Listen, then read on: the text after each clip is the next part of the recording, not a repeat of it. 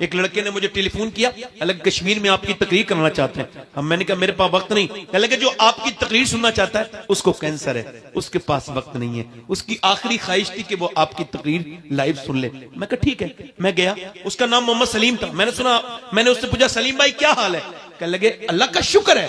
मैंने कहा मैंने सुना है आपको कैंसर है। कहने लगे कैंसर की वजह से ही अल्लाह का शुक्र है। क्यों? कहने लगे मैंने बगैर कैंसर के भी सैयद साहब कुछ लोगों को अचानक मौत नहीं आ जाती, एक्सीडेंट्स, मगर मेरे रब का करम है 2 महीने पहले मुझे डॉक्टर ने बता दिया तुझे मरना है। मैं कहा फिर? कहने लगे फिर मैं अपने रब के सामने गिड़गिड़ाता हूं, जिंदगी भर गुनाह किए हैं, 2 महीने के बाद कब्र में जाना है तो कहता हूं मालिक एक अंधेरे कमरे में नहीं रह सकता, तो जो कब्र उसके ऊपर तख्ते और तख्ते ऊपर के मिट्टी और फिर अंधेरी, उस कब्र में कैसे तुझे मुंह दिखाऊंगा मेरे मालिक।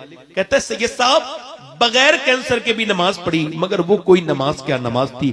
नमाज तो अब है कि जब कैंसर का मरीज हूं, जब सर सजदे में रखता हूं, कीमो की जलन अलग अपनी तरफ होती है, मगर कहता है जब मैं सर सजदे में रखता हूं तो मेरी आंखें डबडबा जाती हैं, ऐसा लगता है रब के करीब हो गया हूं, रब से बातें कर रहा हूं। मैं उससे कहता हूं मालिक बड़ा गुनहगार हूं, आज तक कहते बड़े सजदे किए थे मगर वो आंसुओं में डूबा हुआ सजदा नहीं किया।